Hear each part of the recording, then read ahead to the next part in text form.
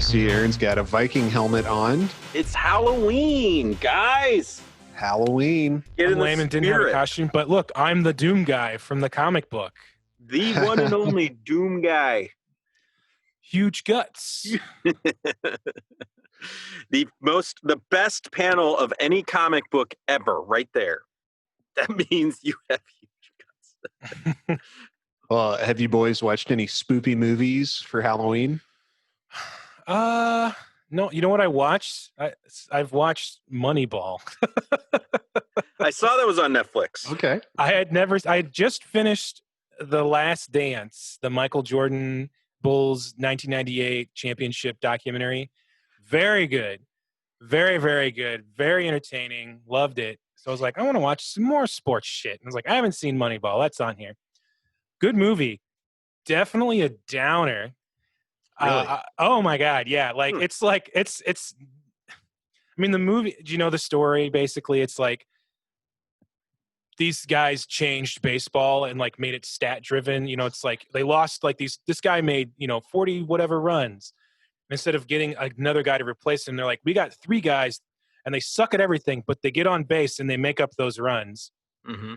And like they won like, I don't know if it's but they had like 20 games in a row. It's like like a huge, like it hadn't been that. The last record was like in the 50s, but they don't win the World Series.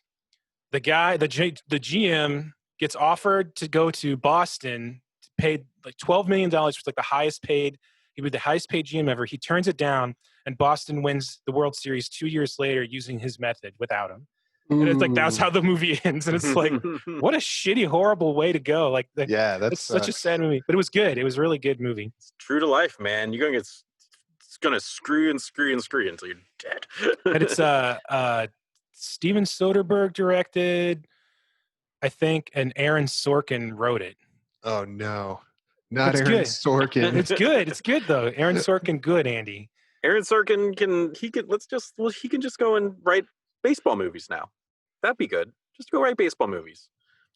I almost couldn't tell. It was a bit slower paced dialogue than most Aaron Sorkin shenanigans. Right, yeah. No one can get a word in edgewise. They're doing lots of walk and talks. Mm-hmm. Yeah, this was more, it was like a lot slowed down.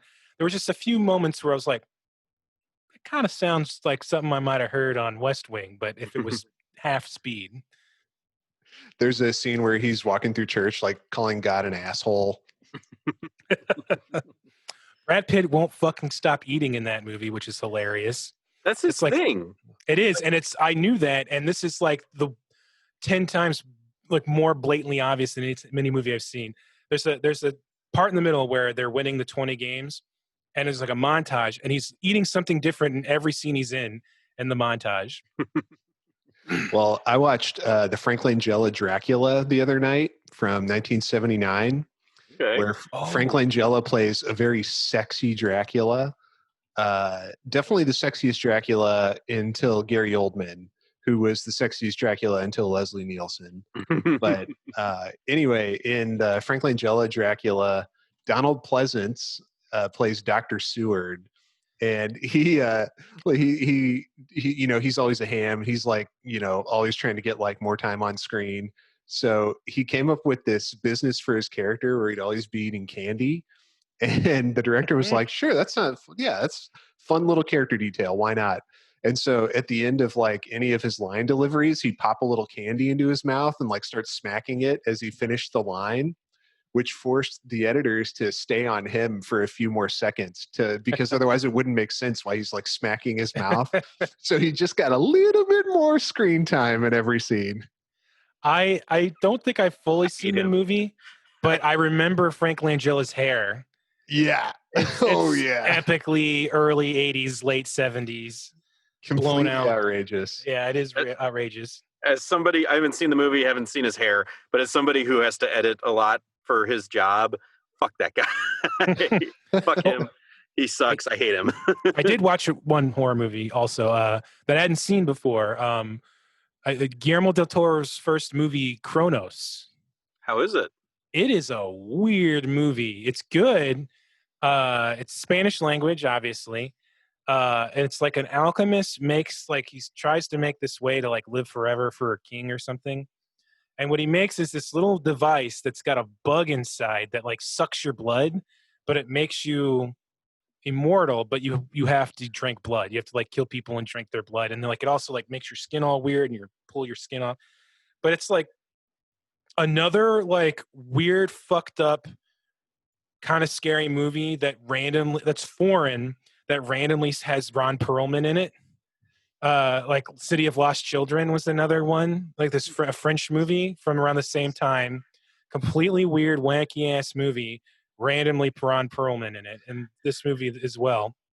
Sorry, I was going to say, is it random if it's a Guillermo del Toro movie though? Because he's in every single one of them. But it's like this is before Ron Perlman was like crazy popular, and it's around the same time. And it's a different foreign language, and he's the only English speaker in the movie. He's not his part isn't as important in Kronos. He's like there's a dying rich guy who's trying to find this thing to live forever, and he plays his son, like his like lackey son. Which is hilarious because I did find it. Man. Yeah, I thought it was interesting that his first big movie Ron Perlman was in. I was really surprised. Yeah, that's interesting. Ron Perlman is the kind of guy who just like gets around and is in like all kinds of weird shit. Like he's in The Name of the Rose. Really? Yeah, he's like I'm pretty sure that's him. He's like the dumb like Quasimodo type guy. Yeah. That's like the surprisingly erotic Sherlock Monk movie, right? With Sean Connery. Yeah. And is it Tobey Maguire? No, it's Christian Slater. As like some young innocent person and a big old crazy sex scene. Yep. In a barn or something. Yeah, it is. And it's like the lady, isn't it like Marina Sirtis or something? I don't remember. I just remember like watching the movie. Like I like in between high school and college, I took some time off and I bummed around and I watched a lot of IFC when it first, the Independent Film Channel when it came out. And I think that was on. And it was like, Benedictine monks solving a murder mystery and then crazy hardcore sex scene in a barn. Like, it was like, whoa. Yeah, no, that movie's tight. It's like it is real good. Random Sean Connery movie that no one's ever heard of, but it's just like a fun mystery with like, this subtext about like, Benedictine monks in the Dark Ages, like hiding knowledge because they thought it was unchristian. Yeah. If you ever read the book that it's based on, the book is incredible too, but it's like, it's not so much a mystery. I mean, the mystery's there, but it's like all just that stuff about like the monks and religion and like symbols and like the nature of like meaning and knowledge in the written word. It's like, get that shit out of here and have someone fuck in this part. Yeah. They were just like, cut it all out, get to the fucking, which is in the book, by the way. But okay. Well, because that's like, she's like, wants to like make the naive, innocent monk kid, ruin him because she's like a gypsy or something, isn't she? She's not like religious, right? No, she's like a simple girl from the village. Yeah. She's gonna suck his soul out through his cock. Straight to hell. That's what women do, folks. This is our Halloween message for you from One Stage at a Time. Be afraid of women. Yeah, but we're horrible. We deserve it. What, because we're men? Yeah. Oh, yeah. No way. It's Dudes Rock 2020. Hot Boy Halloween. Let's see. A couple other spoopy movies I've watched recently. Beetlejuice, which is super great. Definitely holds up. I hadn't seen it in like 15 years, but very, very good. Michael Keaton is incredible in that movie. And I had forgotten like how gross and like ADD he is. Oh yeah, he says a lot of really fucked up shit really fast. Yeah. It's like, blink and you'll miss it. I would love it if they made the sequel that they've been trying to make for like 30 years, but I don't think it's ever going to happen. They keep saying they're making it, but who knows what that means. Michael Keaton keeps having these like little resurgences, and they're like, finally, now it's time for Beetlejuice 2. And nothing. No, they haven't said his name 3 times yet. That's the problem. That's the problem. It has to fail 3 times, and then it'll come out. Yeah. Okay. Well, should we? I was going to say, should we start the show? But Aaron started to say something. No, I Did was you just have because I something haven't to watched add? any spoopy movies, but or TV shows really. But I've been watching The Expanse, and space zombies just showed up, and I was What like, season are you on? 2. 2, yeah, okay. Yeah. I've seen the first 3, maybe half of 3. It's a pretty good show. It is. I'm really enjoying it. It started off super it's season 1 started off like gripping with the first episode, and it slowed down quite a bit. Yeah, And and the end of season 1 pissed me off because like it's just like ends like with like nothing happening. It's like Yeah, it very feels much as though it ended in the middle of a book, which I later found out is exactly what happened. it's like they had the first season to get all the space politics out of the way, and then all the shit could start happening in the rest of the show. and It's very much like a anime, like live action space opera anime is how I feel like when I watch it. It's got all the same shit that all that stuff has. They should play Cruel Angel's Thesis from Evangelion at the beginning of every episode. Or like the Gundam Wing. Yeah. Endless Waltz theme on the end credits. Gundam Wing. What another banging theme song there. Aaron, did you ever see Gundam Wing? No, I have watched a lot of Evangelion, but I have not seen any Gundam. Gundam's good. It is. Gundam good. Not very spoopy. Weird. No, not very spoopy. Evangelion's kind of spoopy, but in more in like a existential sense. Yeah. Yes. It's a weird show. Kind. It's a weird show. I'm not sure I like it. I've had like 2 episodes to finish it for months. Well, that makes sense. The ending, the end of it is. If you've only got 2 episodes left, then the last 2 episodes are probably the most fucked up of all. Yeah, I'm sure they are. That's probably why I'm like subconsciously I'm like, you don't really want to watch this, so why would you? But it's like I'm so close to just finishing it. But of course, then there's the movie or whatever afterwards. Well, the movie is the real ending. Right, exactly. Yeah. So you have to watch that. Yeah. You do, yeah. Because he made the last 2 episodes of the show, and everyone was pissed off because it just like doesn't answer any questions. And it's just like this weird fever dream. It's just like an internal like demons that happens like in a moment for Shinji in his head, like for everyone else outside. And then the movie, it's like, what the shit is this? The movie is just so fucking bonkers. Ano, the director, was like, "Oh, you guys want more plot? Okay, I'm gonna give it to you. Happy to oblige." The movie's pretty off the rails. I'm waiting for the final redone, like the remake movies, to come out so I can watch all those, because he's basically redone the entire show over the last 10 years in these movies. It's like 1.11, 2.22, 3.33, and they're like completely. There's like extra characters and like shit that never happened in the show in it. So I'm just kind of waiting for him to finish it. He still hasn't finished it. But Evangelion is something that Andy and I have watched like probably together like somewhere like 12 times if you combine it. And we talked on many nights when we lived together about Evangelion. Going like all of our like pet theories about what's going on. Many tall glasses of water. It's like the anime version of like Lost or Twin Peaks, you know, for people who really get into it, because there's so much shit that's so much subtext and so much shit that doesn't make any sense and that doesn't quite go anywhere, but it kind of seems like it does. There's a lot that you can talk about it. You can talk about it. Like much like Twin Peaks, it implies that there is an answer and that the director knows what the answer is, but he's not going to tell you. It's the best anime that I never recommend to anyone. Right. Yeah.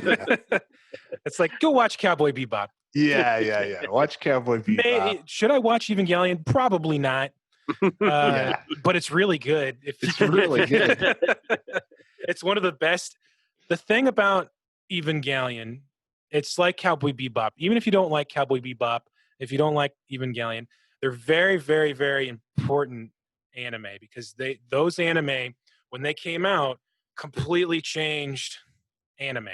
Like, people saw them, were like, oh, we can do that? Mm-hmm. We can do shit like that. Okay, I see okay. Even if like just take, not even just like the weird storytelling, but like the good parts of Evangelion.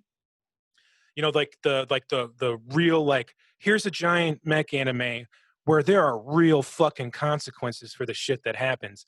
Oh, or like let's put little kids and as mech pilots because every show does that. It's like nope, they're fucked in the head. Yep. Of course they're fucked in the head. Why wouldn't they be fucked in the head because of that? Yeah. They all have dead mothers, and their dead mothers' souls are inside the robots. And it's amniotic fluid. They're like, it reminds me of just to wrap it back into a horror movie. So like they get inside the tubes, they get planted inside their dead mother's robots with the amniotic fluid, like re-sucked in. They're back in the womb. They have like their absolute terror fields that keep them safe. Like they're safe in the womb when they're fighting. Mm-hmm. But just like the end of Dead Alive, the zombie movie. Oh yeah. That what's his name? Peter Jackson made, where Yep. the mother is the zombie who he puts rat poison in, and she turns into a giant rat monster, and she grabs him and shoves him up inside of her vagina.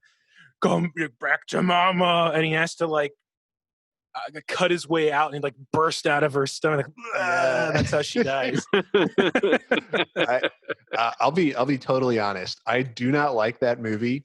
It's a little too gross for me. Like pretty much every Peter Jackson movie except the Lord of the Rings trilogy, and even those are pretty gross at times. But there are two parts I really like in Dead Alive. One is when he gets the lawnmower. Yes, classic. At the end. And the other is I kick ass for the Lord. Yes, it's so Peter Jackson's early career, like pre-Frighteners, he made 3 movies. Well, he's made 4 movies, but no one Heavenly Creatures is like a normal movie. Yeah, but he made first movie he made was Bad Taste, then he made Meet the Feebles, then he made Dead Alive. And they got progressively more horrible as they went along.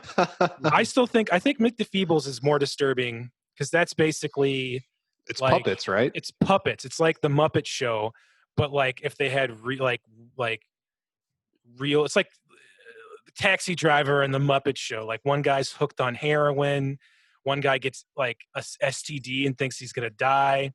Like there's like there's a frog who does like a knife trick, and he was a Nam and he had PTSD because like he had to do Russian roulette and his friends blew his brains out. All puppets, by the way. Mm-hmm. There's like dirty sex shit, literal shit, vomiting, horrible headaches, grievous head wounds, all puppets. Mm-hmm. So it's basically like the Happy Time Murders is what you're saying? It's the people who made that had probably seen it. It's the Happy Time Murders, but probably better. I didn't see the Happy Time Murder. That's what the Happy Time Murders wanted to be.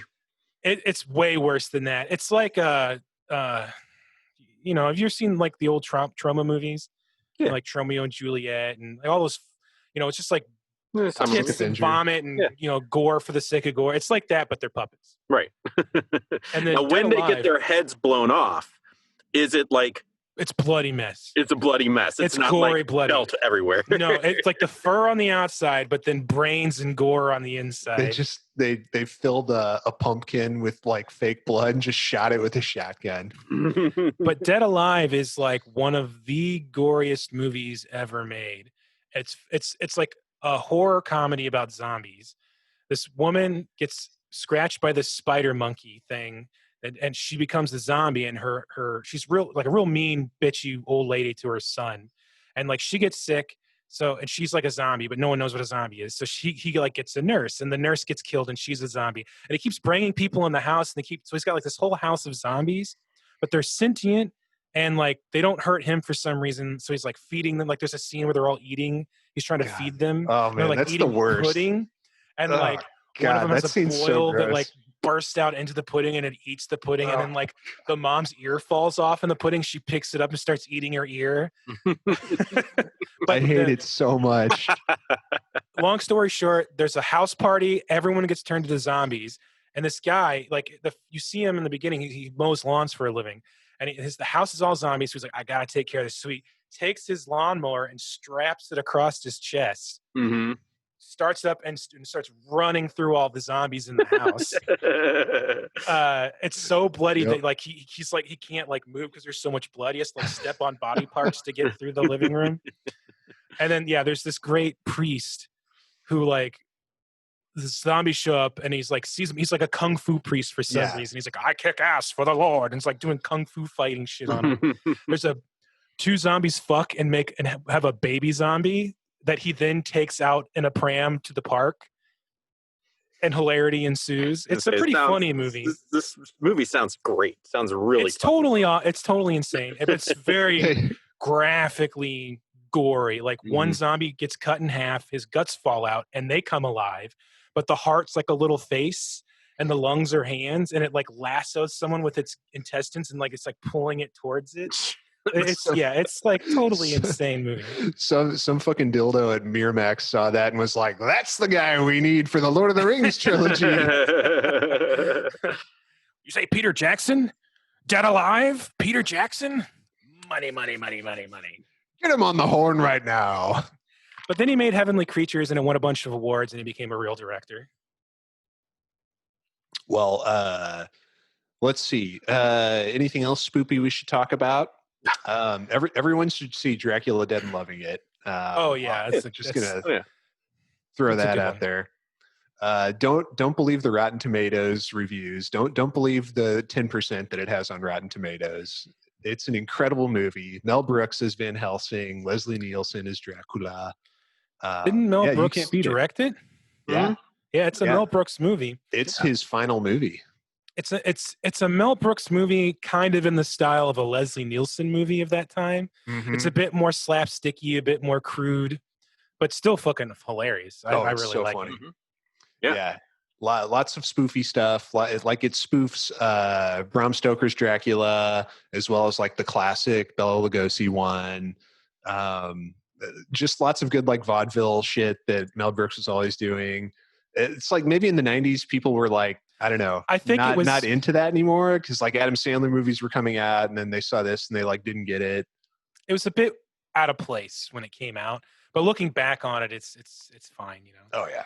When everything else that was like different enough to make it seem weird at the time is also stupid and old, it doesn't matter anymore. Dude, one of my favorite jokes is when Van Helsing is like, she is Nosferatu. And Harker goes, she's Italian?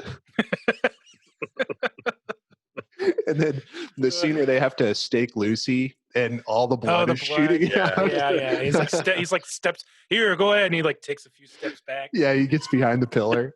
I remember loving, I forget the actor's name, but he was the weirdo guy from Ghostbusters 2. Renfield in this one. Mm-hmm. I really liked him. It's no specific moment, but Peter McNichols. Yeah, he did a really fun job. Yeah, in that movie.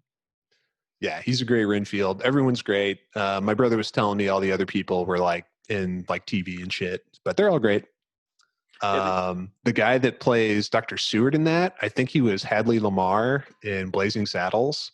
Oh. So he was another Mel Brooks favorite. Okay, well, it's Halloween, and what better way to celebrate the spookiest month of all than with Doom from 1993. Hell yeah. Created by a bunch of spooky guys at id Software, John Romero, John Carmack, Adrian Carmack, all guys who were really into black metal and other fucked up shit. I forget if I've told you guys this, but Adrian Carmack, before he worked at id Software, he had a job taking photographs of dead people at like hospitals and shit, and maybe for police or something like that. And like he had to take photographs of some super fucked up stuff, like people who had died in horrible ways and bodies that were like starting to decompose. But he loved it, and he had a great influence on his future Commander sensibilities. Keen, yeah. I was going to say, if he loved it, no wonder he hated drawing soda cans and popsicles. And I monsters. Found out something really interesting about Doom recently. There's a video game documentary series on Netflix called High Score, Mhm. And the last episode is about first-person shooters, and they interviewed John Romero about a lot of stuff. But apparently, I don't know if we covered this or not, but the name Doom, did we talk about where they came up with the name for the game?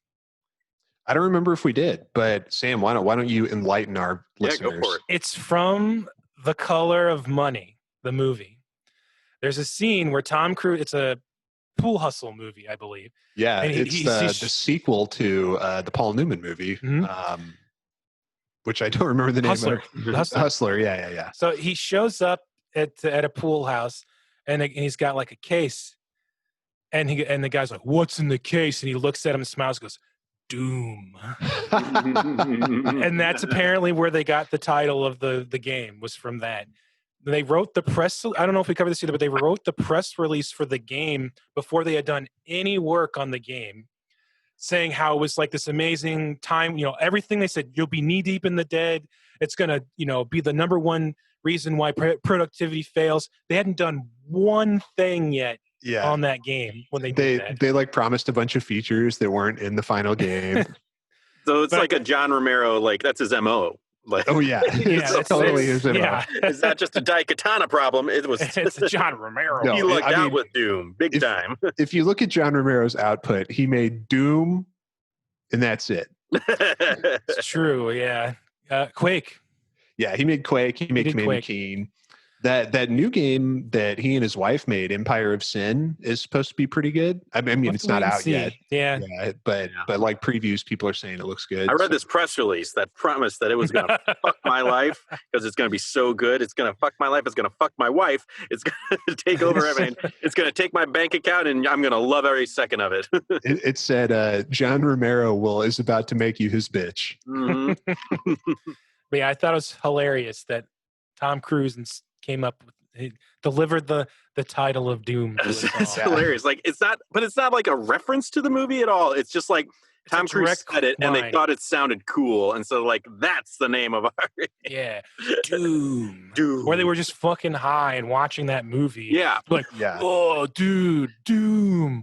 Dude, yeah. I mean, the book Masters of Doom. So far, it hasn't explicitly said that like they smoked weed, but come on. Come on. I mean, at least Romero and Tom Hall were. Sandy Peterson, we know, is a teetotaler since he's a Mormon from Missouri, and John Carmack didn't like to drink or do anything. But after they like sold the first Commander Keen game and were actually making like a good amount of money for the first time, they had a big drinking party when they were still living in Shreveport. And they got Carmack to have a few beers because he like never drank, but like everyone was like pressuring him, so he did. And then like, he's just like sitting there, like not saying anything. And Romero's like, Carmack, how you feeling? And he goes, I am losing control of my faculties. He unfortunately wasn't in the it was only John Romero in the documentary. That makes sense. Yeah. Carmack's not as he doesn't love the spotlight quite as much as Romero. Yeah. But worth a watch. It's pretty good. The whole show was pretty interesting. All right. Well, why don't we get into the topic of today? So today we're talking about E3 M1. E3 is entitled Inferno. And M1 of E3 is called Hellkeep. So we have made it, gentlemen, to hell itself. We've we made it through the Phobos space, through the Lost Deimos space, and now we've rappelled down onto the surface of hell. Over the edge of the moon. This level uses the track Untitled, which I think has been used before. We're getting to the point where we're going to see some reused music. It's designed by Sandy Peterson. And give you some quick stats here. There are 18 imps, 5 demons, and 3 cacodemons on the ultraviolence difficulty, and somewhat fewer on Hurt Me Plenty and below.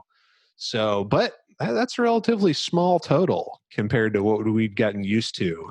Towards the end of episode 2, we were getting 100+ enemies per map. Yeah, well, this level was fucking hard because what's bullshit is I feel like each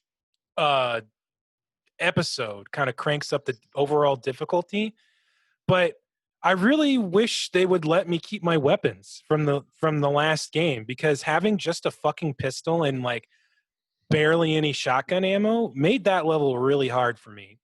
And also knowing I missed one enemy, and that kept me from full 100%ing everything because I didn't have enough ammo and I didn't want to go back and risk dying. But I thought this was a hard level. I would agree with that. It's small, but yeah, setting you back to zero, it's like it's a big step back. I mean, you don't even have your trusty shotgun at the beginning, let alone your plasma cannon, your rocket launcher. You really have to get creative. Like especially on ultraviolence, I was running past most of the enemies. Oh, this opening scene, I was remembering good old Big Mac Davis and caused some infighting, but eventually I just had to leave the cacodemons, get the shotgun later, and there's a long hallway that has a bunch of pinkies in it. I actually punched them all to death because they're kind of easy to bait into punching, but I didn't want to waste my ammo on them because I ran out of ammo the first time I played this and had to start over because it was too hard. So you guys are serious when you said that you found this level hard? Yeah. Okay. Now listen, I was going to come on and make a joke about the ultraviolence difficulty and how you guys are fucking pussies, because I was expecting you guys to be like, this level was no big deal, wasn't that hard, because I played through it on ultraviolence. You guys goaded me into it. Finally, so I played through it on ultraviolence. And I was like, well, that was fucking easy as hell. What was the challenge there? Whatever. Okay, it's probably going to get a lot harder next level, but I thought this level was like, I thought it was really easy. I did not have any trouble at all with it. How many enemies did you leave alive? I think I got like 88% of kills. I don't know. I was. I didn't. You know what? Sam, I actually just remembered. I actually, this level was super easy. I didn't have any trouble with it. I finished it in like 10 seconds. I forgot to mention that I bumped it up to the final difficulty, the actual hard difficulty. This time that's around. A whoopsie. Yep. Yeah. So I could see why it was easy for you, Aaron. Yeah, because it was on the easier difficulty of ultraviolence. I'm gonna you know what I also actually just remembered? I hacked the game to put it on an even higher difficulty. So it was even harder for me than it would have been for Sam. Yeah, if you die in the game, it actually, you die for real. Yeah, you die in the game, you die for real. Andy's here, so it must have been pretty easy. No, I don't know. I wanted to kill everything the way I was used to doing it, but I did not have the resources to do that, so it was harder. Yeah. You gotta have good aim or be willing to punch a bunch of pinkies, which I commend you for that. Just punching the pinkies to death. That was great. You got to readjust your thinking. Like I ran past like the first batch of enemies, got the shotgun, kind of moved towards the end, came back once I had more resources. Oh, that was what it was. If you go through the final door where the exit is at, it won't let you back out. So I killed everything but one cacodemon, went through, and the door with like the demon with like the horns on it with the glowing red eyes, it comes down, and I tried to go back out and it wouldn't let me go back out, so I couldn't kill the final cacodemon. I think I had 25 shots in my shotgun. So it was about skipping the beginning and kind of working your way back is a little easier, I think, than just trying to kill everything with a pistol in the beginning. Our good friend Big Mac Davis, always a shout out to Big Mac Davis for being our unwitting companion on this ride. Our silent fourth host. Yeah. He does a little infighting technique in that first room where on ultraviolence there's 2 cacos and like a bunch of imps. He gets them to fight each other, and he does that again later. There's another room with cacos and imps, and the imps will almost always lose to the caco, but nevertheless, it depletes the health of the group, and usually the imps get killed. So it's a good strategy, especially here where you're low on ammo. I want to say real quick, the map for this episode is pretty badass. Pretty fucking cool. Yeah. It's got a lot going on. There's like moving parts on it, like hell, like blood lava lake and the lava waterfall, and like I know it's not, but it kind of looks like a scary haunted hospital. Yeah, it looks like a hospital with just blood flowing out of it. Pretty badass. Yeah. I really like this map so far. It's awesome. Yeah, I mean, already this is my favorite episode. Yeah, it's definitely. I mean, it's like, all right, time to get down to business. Now we're in it. In hell. Well, let's talk about the aesthetics of the map because it is a short map. It's an introduction to episode 3. It may be a little bit harder than the first episodes of previous episodes, or it's the first map of the episode. Maybe it's a little bit harder than like E1M1 or E2M1. But like aesthetically, that's where I think this is really shining, really, blows me away. Cause like immediately you're in like this fleshy room. The button that you press is like an eyeball on like this like stretched out piece of skin. And you get raised up into like this plane where there's like intestine floor. There's a bunch of like dead trees, and then all around you on the horizon are just these fiery mountains of, just the landscape of hell. Very, very striking view. There is nothing in this level that is reminiscent of the non-hell parts of all the rest of the game so far. Even the exit, there's no button. It's a pentagram, I think, on the ground. The door leading to the exit, though, is like all the other exit doors where it's like mechanical. I could see how they would keep that just so you would know. Maybe later on they'll change it a little bit, but like pretty much like there's not a lot here. It's the most hell level we've had for sure. For sure, definitely. Yeah. I love the background there, like the giant walls, the giant red stone very oppressive there, and you can see like flames peeking out from between the crevices there, and it's awesome. It's awesome. I bet if this were a newer game, if you looked up, there would be Deimos floating above you in the sky. The whole flat moon, edges ablaze. Yeah. It's just they do it feels like a complete world, like fully realized. Like it feels like we're in hell.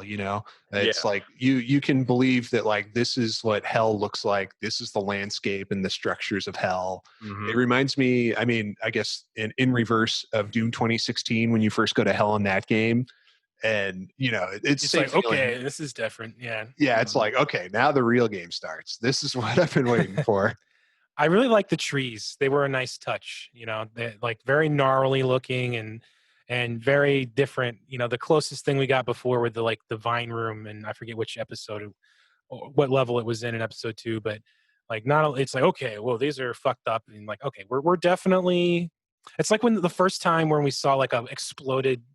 Well, I guess the very first level is Exploded Space Marine. But, when you start seeing more and more stuff like that, it's like something completely new right off the bat that kind of gets you in the right headspace for, all right, so we're going to see some new shit in this episode. Yeah, but they kind of took me out of it, though, because they're so big. Like, there's such a big piece of, like, decoration around that, like, I was actually I was marveling. I was like, oh, that's kind of cool. And so, like, I wanted to, like, take in all the angles. So I, like, started walking around it. And, it just keeps facing you the same angle the entire way. And I was like, oh, yeah, this is a video game that's from a long, long time ago. And I can't appreciate the scenery because it's I mean, that's the case with any object in this game. Yeah, but they were sprites. It was so big, though. Like, I didn't, I don't really think about it too much when it's just a little pillar there, a little pedestal. But when it's this giant tree and I'm like, oh, that's cool. And I was kind of marveling at it.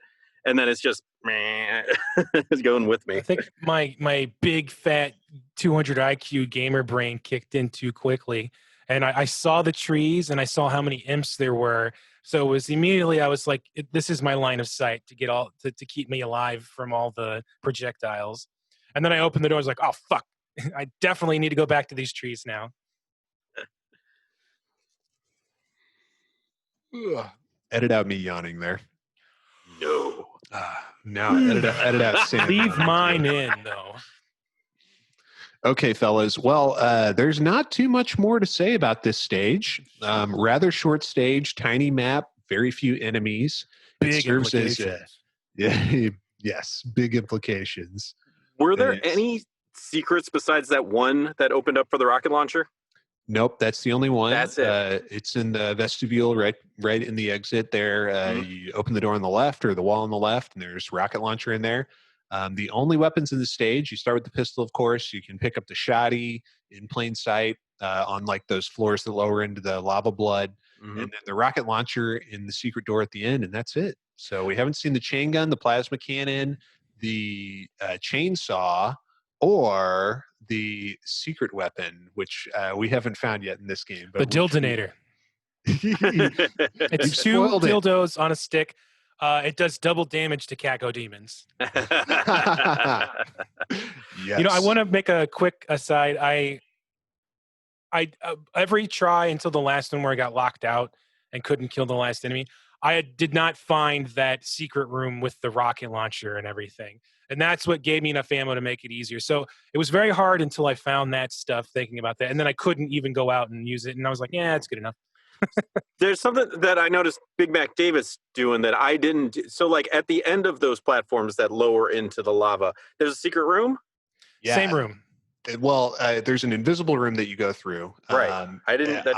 I missed it too the first time. You have to. I did the way where you take the left and go across some damaged floor to get back out. Yep. But yeah, if you run really quick, there's like a wall that's illusory, and you can just go straight through it. And there's some imps in there and like some ammo. Mm-hmm. And then that's different though from the rocket launcher room at the end. Yes. It's just through a hidden wall. Yeah. Maybe I didn't get the rocket launcher then. I thought I got all secrets because I got the illusory wall. I did that because I was running across really fast and went through. I was like, whoop, fuck, imps. Yeah, that's different. You're like, illusory launchers- wall? This isn't Dark Souls. Yeah. I might have to play the first. If I didn't get the rocket launcher in my save, I'll have to go back and get it. Yeah, Just you don't to want make to sure be I without the fucking have rocket it, launcher. Yeah, I might have to do that too because Definitely want that. You're like pulling at your collar. yeah, pretty much. No rockets. All right. Well, this level was a thrilling introduction, a delicious appetizer of things to come in episode 3. Can't wait to go deeper into hell with you, gentlemen. Mm-hmm. Next time on the program, we will be exploring E3M2, which is called, I believe, Slough of Despair, but I think you could also maybe say Slough of Despair. I'm not sure, but it's got a GH at the end of it. Slough of Despair. There you go. So I think, honestly, pronounce that one however you want to, listeners, and no one will judge you. Slough of Despair. But, gentlemen, before we wrap up today's episode, I think that it's high time we talk about perhaps the spoopiest game ever made. And I am, of course, referring to the 2000 AD classic Daikatana, which, if you're curious, Daikatana in Japanese translates to big katana. El Nino is Spanish for the Nino. So check this out, folks. If you subscribe to various gaming publications in the late 90s, you might have seen this ad. For the listeners at home, it's like a double-page spread. Oh, man. All red, black text. On one page, it just says Daikatana with some Japanese kanji that mean big katana. And then on the other page, it says, John Romero's about to make you his bitch. And then in smaller text on the bottom, it says, suck it down. See, the left side is the magazine ad, and the right side is just some shit that was written on a bathroom stall in a middle school. I never knew about the suck it down part. That's so much. God. It's just like dorks. it makes me want to play the game to see if that actually is some kind of mechanic that or if it's just them saying deep throat your own katana. Eat the jizz of the video game. At least the grammar's correct. I think Andy's frozen. Yeah. Andy sucked it down too hard. He's gone. Oh, there he goes. He's back. He's back. He ejected it from your mouth. Good. John Romero was making your internet his bitch.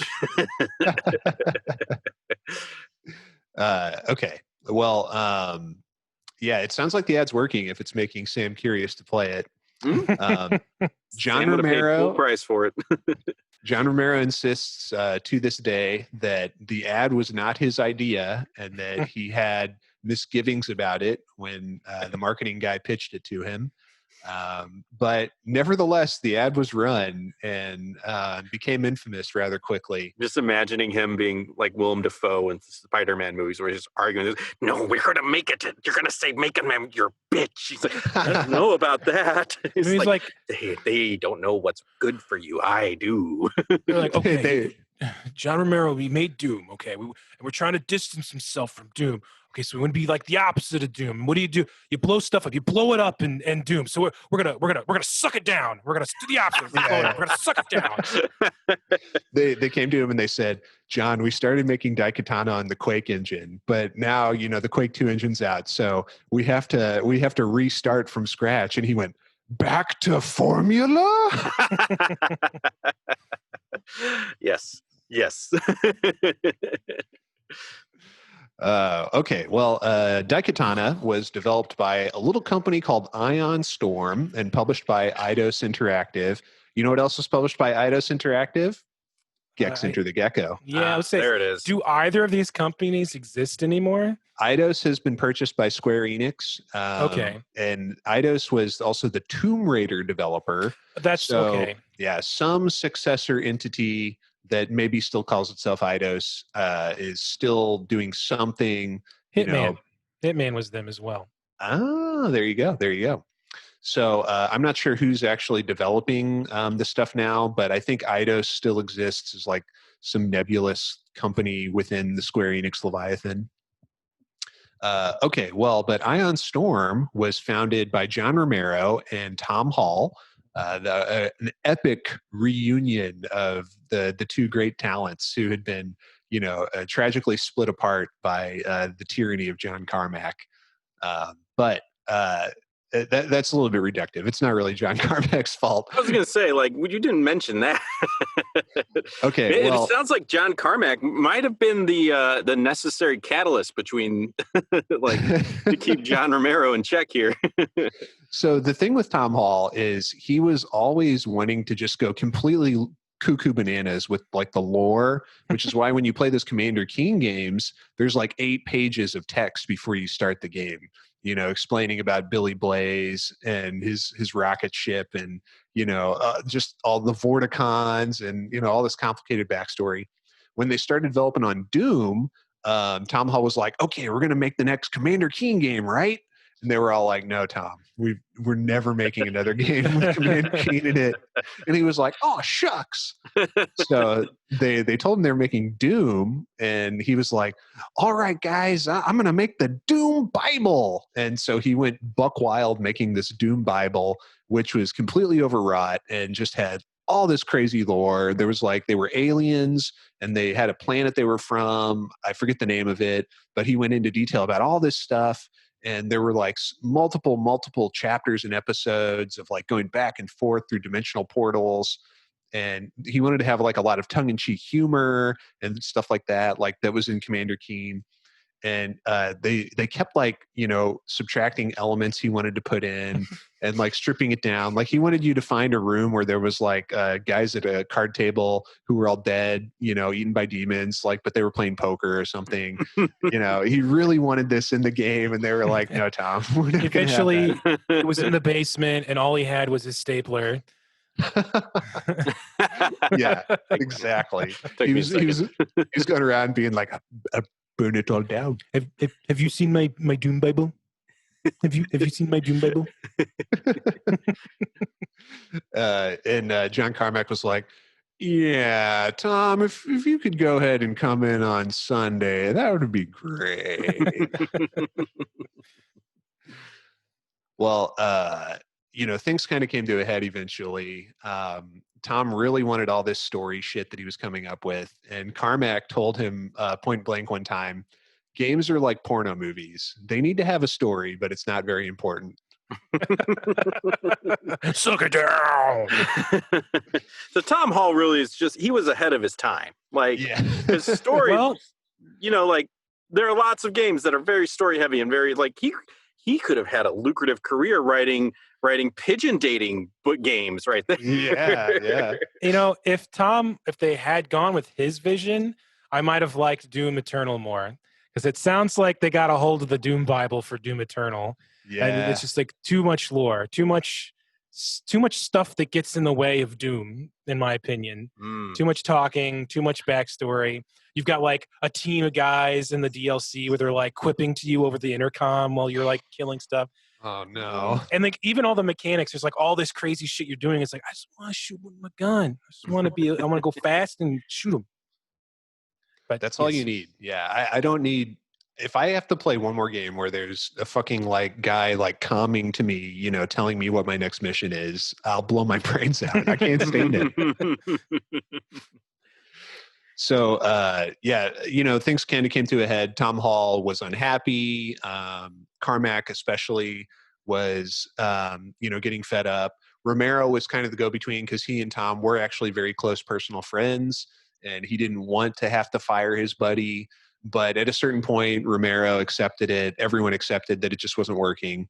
So basically they called a meeting and they invited Tom to resign. And he said that like it was like a surprise, but not really like a big surprise. Like, you know, the writing had been on the wall. So it was like they split. It's, you know, some say he was fired, some say he resigned. It's not, you know, it's kind of a little bit of both. But he did lose the right to participate in any future profits from id Software, which really fucking sucks, as it turned out. Yeah. What's he doing now? Like heroin? Yeah, I was gonna say, is the poor guy destitute? Like, should we find his OnlyFans and donate? We're starting a GoFundMe for Tom Hall. Yeah, he's like diaper baby porno, but he wears the Doom Guy helmet.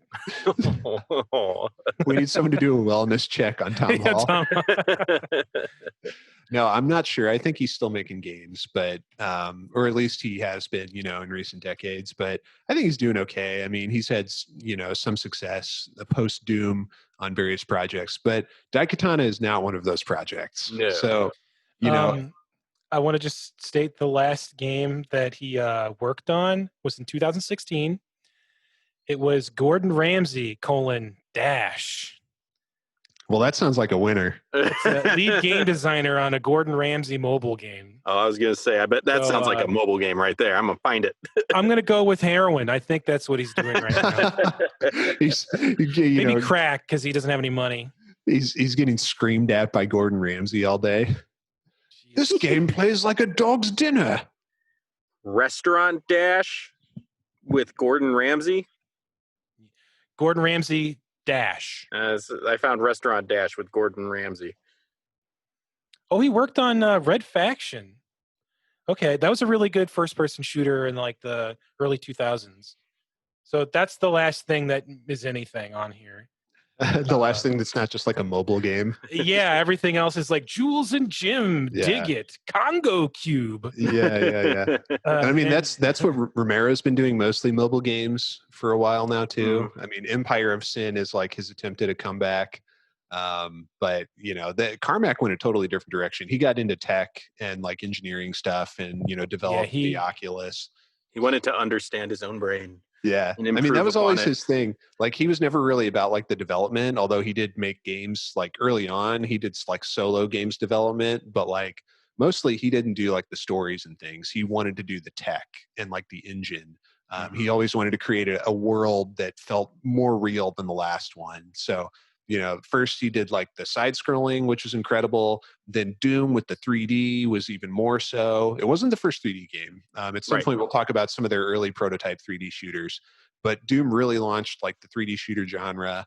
And then, you know, that, you know, logically that goes next into the Oculus, which is like you go from 2D to 3D to VR. Speaking of which, I just checked Tom Hall's Twitter, and the last 3 posts were about him buying and trying out the new Oculus Quest 2. Oh, okay. Which seems really sad to me for some reason. He's supporting his buddy. Is he, though? Are they friends? Is it more like, more, I must grab onto what the laurels of my betters? Oh. I hope he doesn't see we this. love And you, I'm man. sorry. I don't know you. I'm just saying these things. I don't really feel that way. I feel like I need to pity him. Even that you shouldn't take seriously, but I do. Yeah, no, like in all honesty, salute to Tom Hall. I mean, he worked on more important things than we ever will. That's right. And he got fired from greater things than we ever will. Sorry He for the seems like a interruption. very nice person. Yeah. Yeah. He looks way better now than he did in the id Software picture. I'll tell you that. Yeah, No yeah. hair, little stubbly goatee, all black and white photos. hmm Yeah, like when he had like that long hair, but you can tell it's like bald guy long hair or like about to be bald guy long hair.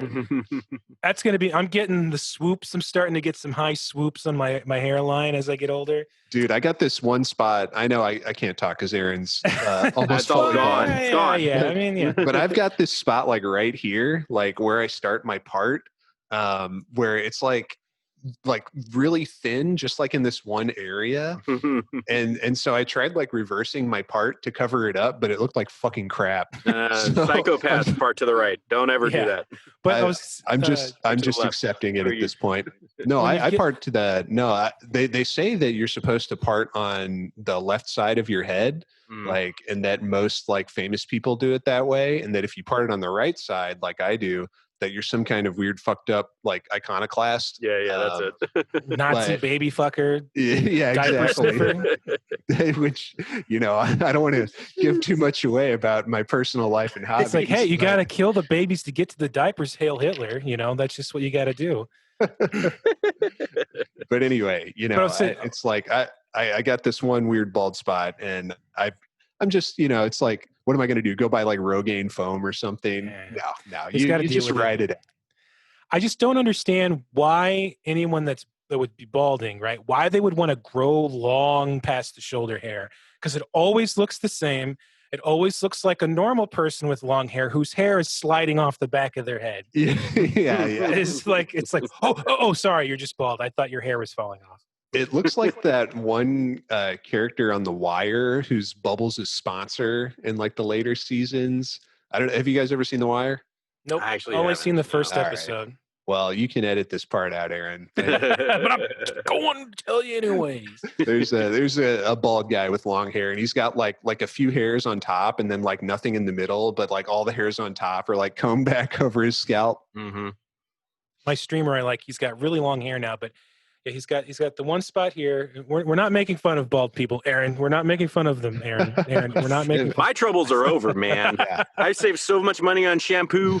Dude, no, it's gonna happen to me. Like, it's getting there. I'm soon to be among them. It's Yeah, like it's getting patchy day by day. This is like that scene from Jurassic Park 2 where it's like, Ed, don't worry, the Rex just ate, so they're not going to hunt us for food. And he's like, well, you mean my friend Eddie? He died so that we could survive. And he's like, well, his troubles are over then. It's like, my hair's dead. My troubles are over. I don't have to worry about it. It's all I over. have to go get haircuts or nothing. It's like Northern Lion went bald when he was like 20. Egg man. He's egg dad. Egg dad. But John Romero making us his bitch. Okay, well, John Romero made the world his bitch. Daikatana, made by Ion Storm. Ion Storm was the company started by Tom Hall and Romero in the mid-90s. They developed a few different games. They had one of their studios made Deus Ex, which is a pretty important game. It was the last game the studio made before it went out of business, according to Wikipedia. Yeah, which Wikipedia, as we all know, is an inerrant resource and should not be questioned. But Daikatana was one of the first games they made, or one of the first games they announced at any rate. It was announced it was supposed to be released in 1997. They expected to develop it pretty quickly because they were going to use the Quake engine. Quake was kind of the follow-up to Doom. It was a more advanced engine. Romero worked on it. Carmack developed the tech for it. It was a pretty well-received game, pretty important like shooter for its time. But Romero left it towards the end of development because he felt like it wasn't going in the direction he wanted. Ironically, now he was the one who was pushing for a deeper story and more like creatively inventive type stuff. And Carmack was like, nope, just the shooting. Don't go too wild with the feature creep and shit. Just let's make it just a solid shooter. So Romero leaves, and now Daikatana is his chance to finally make his vision, as an artist, to fully realize it. So they licensed the Quake engine from id Software, figuring like, well, we know this engine really well, so it shouldn't take us very long at all to develop this game. It took them until the year 2000 to put it out. So it got delayed and delayed and delayed.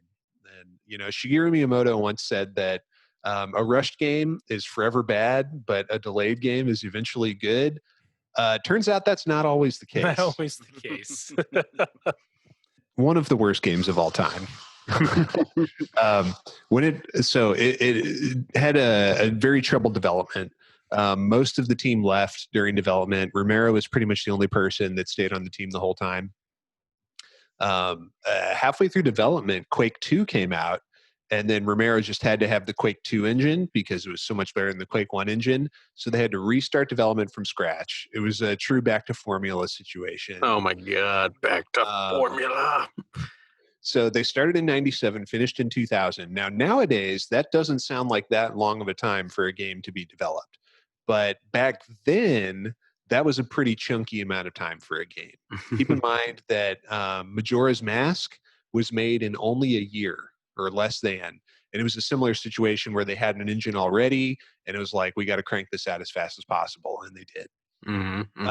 Nowadays, a game taking like 3 years isn't all that uncommon, but the resources required to make a AAA game to the standards of today is just a lot higher than it was back then. Hell, when was Cyberpunk announced? Shit. Yeah, it's been 8 years. That game ain't never coming out. It's coming out. It's coming out this year. Next month. Supposedly, maybe. Hopefully. Kingdom Hearts 3, Final Fantasy 15. Now, was Kingdom Hearts 3, did it take that long because they were working on it? It was just so hard, or they just didn't do it for such a long time? That's a good question. We may find out someday, but as to that, I'm not sure. I always assumed it was the latter. You know, could be. And also, I mean, you got to think that's just a titanic rights clearance thing with getting the rights to all those Disney properties and all the fucking people at Disney signing off that, like, yes, it's okay for Mickey Mouse to say, let's go kill the Heartless. Yes, it's okay for Donald Duck to say, you know, we have to find Kingdom Hearts or whatever. All right. This is a little bit off topic, and I apologize for that. Is anybody else grossed out by that Disney game that's out now where the Disney characters are all like wizards and doing battles and shit, and they have Pocahontas in there, like using wind magic or whatever, saving Mickey Mouse? Like, I see her and I'm like, she was a real person. This is kind of fucked up. Is it super racist where she's like calling on the Great Spirit and shit? Not in the trailer. In the trailer, like, she just saves him with like colored wind underneath him, like he's gonna fall. Or like Donald and Goofy, like Pluto's wagging his tail, it's beating a drum, like boom, boom, boom. And Donald and Goofy are like, they got feathers in their hair, and they're going like this. Man. That just popped into my head with the rights and usage. I'm like, speaking of things being allowed. I haven't heard of that, but that sounds great. It looks like the concept is kind of cool, like, because, you know, you got the wizard Mickey and he's battling like what's his face, Hades, and, you know, like, he is having trouble, and then he's saved by, in this case, Pocahontas. If it was someone besides Pocahontas, that'd be cooler. And then Jack Skellington throws up and he's got like fireballs that he's throwing at Hades. I'm like, that's kind of cool. All right, you know, if I'm on board for Kingdom Hearts, I'm on board for this. But Pocahontas, is it a real game or a gacha game? I think it's probably a gacha game. Yeah, probably. I've never heard of it. But yeah, like, it sounds like a gacha game. All right. Well, anyways, back to Daikatana, the true game, the gaming experience. Yeah. Well, something that's definitely not a gacha game is Daikatana. So after 3 years and an extremely troubled development, in which, you know, most of the staff left, they like recorded all these lines of dialogue and did all this expensive mocap, and then ended up having to change parts of the story for, you know, production reasons. So, like, you know, none of the lines they'd recorded made sense anymore, but they didn't have time to re-record anything, you know, just everything going wrong. And Romero not really being like, you know, like a clear leader up at the top there. You know, he would tend to get sucked off on tangents. He loved kind of like the laid back lifestyle. He loved doing interviews and shit like that, but not so much the actual like getting down and, you know, working on his hands and knees. He kind of, it seems like he needed Carmack to like push him towards that. Yeah. In fact, there's a kind of famous anecdote that like when they were living in Shreveport, Louisiana, and they were all staying at a house together, they were like, you know, doing like a Death March style of development to get one of the Keen games out. And they also were doing their work for Soft Disk. And so one weekend it floods because of all the rain in Louisiana. And there's like a bridge going to their house, and the bridge is totally washed out. And, you know, Carmack's the only one at the house that night with his cat Mitzi. And he figures, you know, nobody else is coming. Their cars won't get across the bridge. I'm going to be here all night by myself. Then he hears a knock at the door. He goes to the door, and it's fucking John Romero, just, you know, soaked to the bone. He'd swam to the house, comes inside, dries off, starts coding. Wow. That's awesome. It seems to like that Daikatana might have been just like a bit too much for the way that John Romero liked to make games. Yeah. Just kind of thinking about it, you know, he was very watching his interviews and stuff, how he's very kind of like gung-ho indie game style kind of guy, just like, yeah, who cares? It's fine. We do this, we do that. No rules.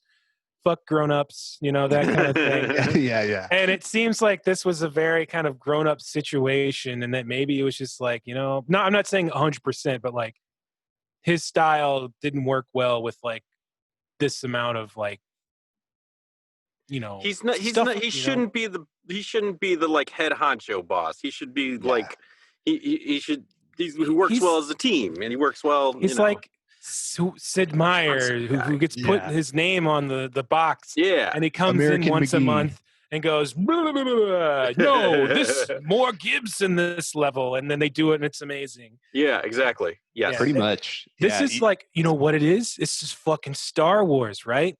He made fucking the first trilogy, and then they were like, ooh, you made Doom, so here's your other game. And like there was no one to like stop. He was off the leash, and this is totally unfettered. Like, or I don't know. I'm making all of this up, but in my head, it sounds right. Awesome. Yeah. another example. George R.R. Martin. Now that he's like super famous and can do whatever he wants, like, I don't need to write anymore books. Exactly. And the books I do write are going to suck. Yeah, and you'll buy them. I'll be dead. That's true anymore.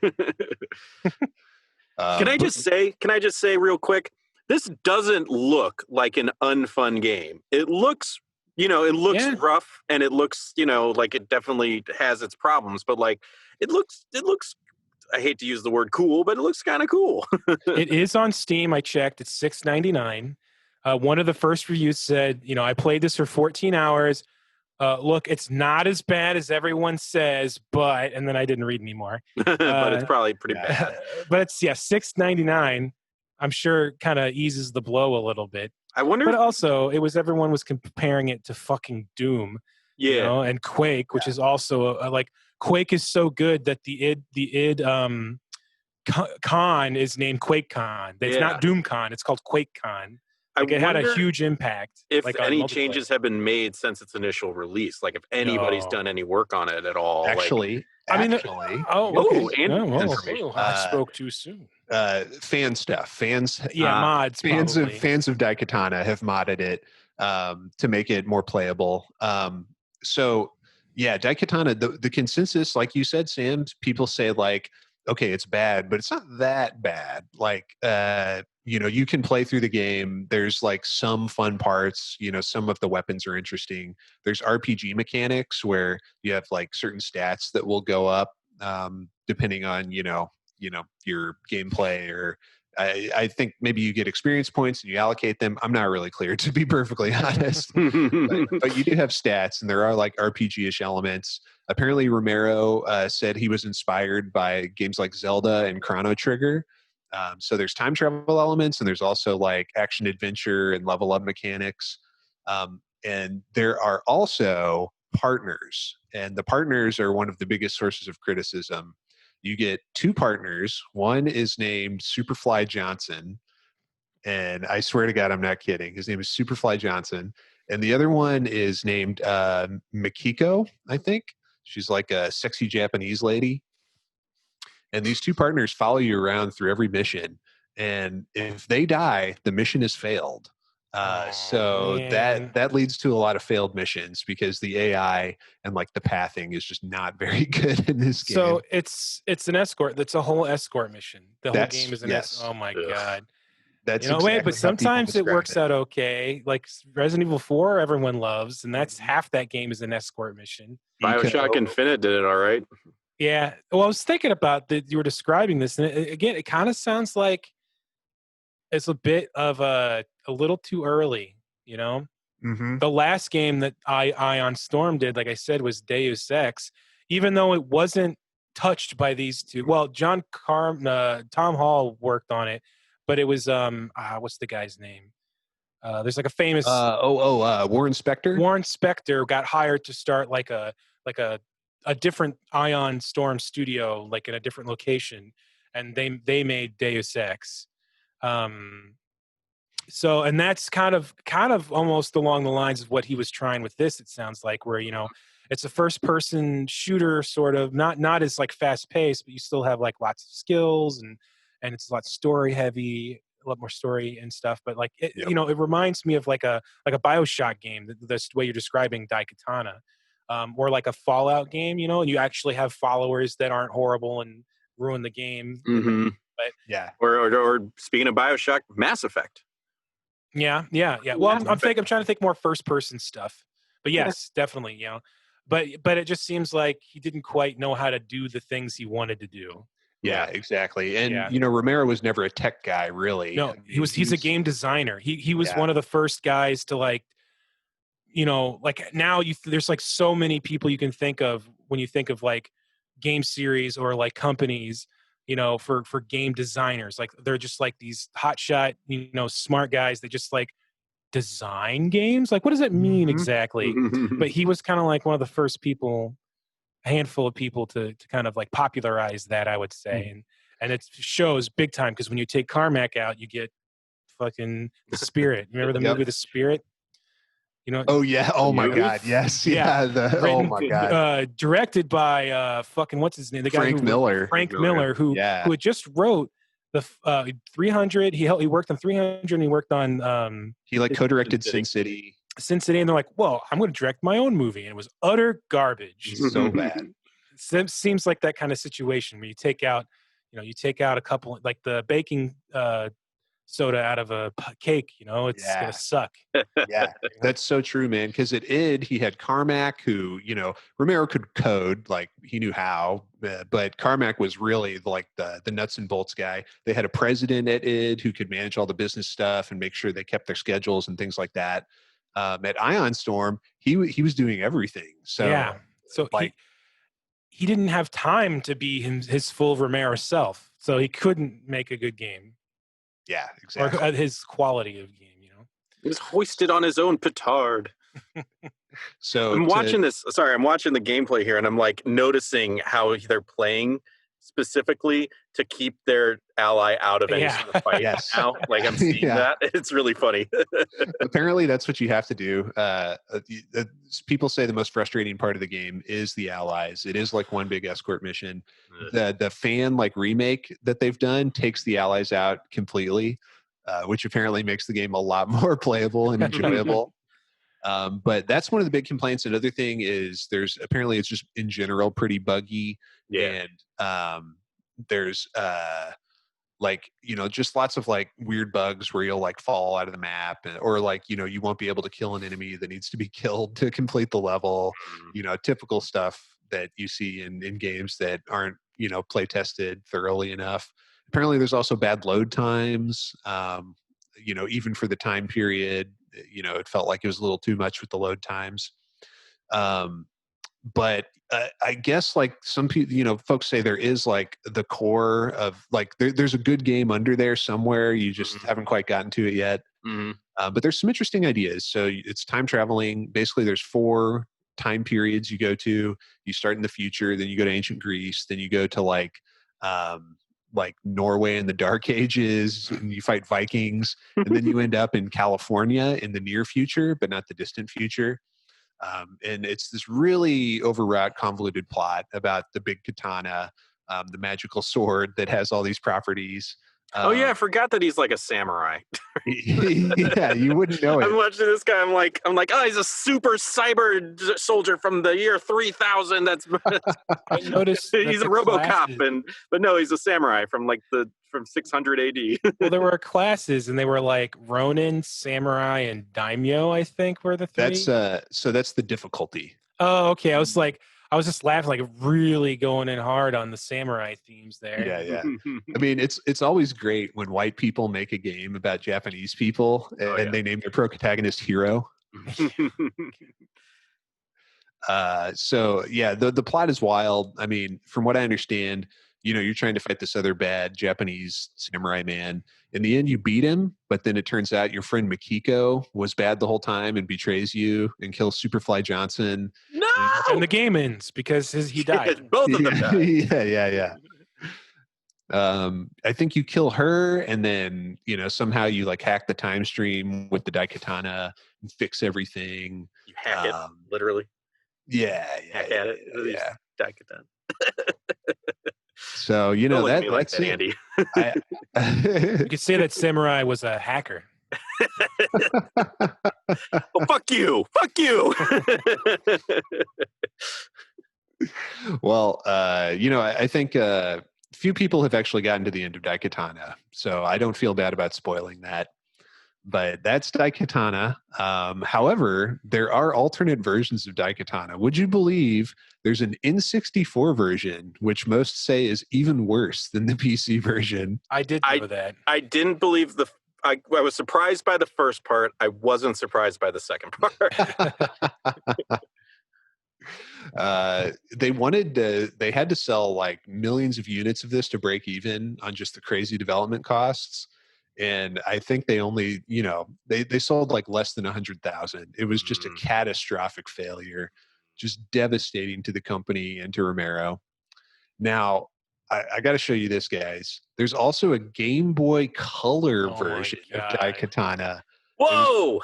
It was only released in Europe, and it was developed by a Japanese company called Kimco, and it's apparently the best version of the game. It's like a top-down Legend of Zelda style of game. You're walking around like in Link's Awakening. You're pushing boxes and like fighting enemies. Supposedly, it's pretty good. Maybe I'll play this version. No, it doesn't. It looks like. It looks kind of run of the mill. It's a top-down, 8-bit adventure game, but it doesn't look. Nothing about it is offensive looking. Yeah, people say it's like a pretty average to good, action platformer. Whoa. Which is a lot better than you can say for PC and N64 releases of Daikatana. So, all right, we're watching some of the animations, and that climbing animation was hilarious. Apparently you can download the ROM of this. Like I said, it was only released in Europe, so it didn't have a North American or Japanese release, which is kind of strange. But probably like after the catastrophic failure of Daikatana Prime, they decided it wasn't worth printing cartridges for Daikatana Game Boy Color. Maybe like 95,000 of those 100,000 game copies were sold in Europe. They're like, well, maybe it'll be all right here. Yeah. Daikatana has a following in Belgium. Yeah, exactly.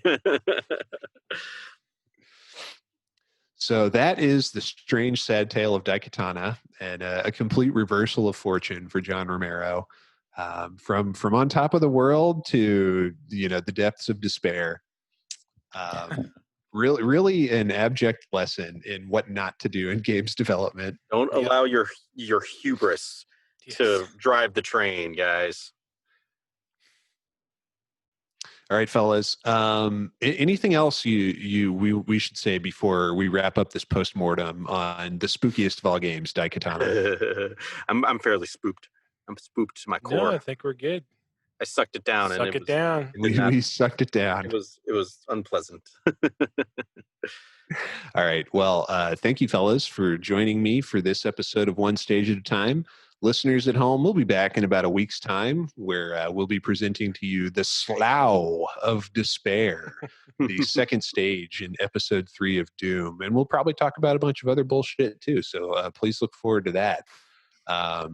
Sam, Aaron, what do whoever of you speaks first, what do you want to say to the folks at home before we go today?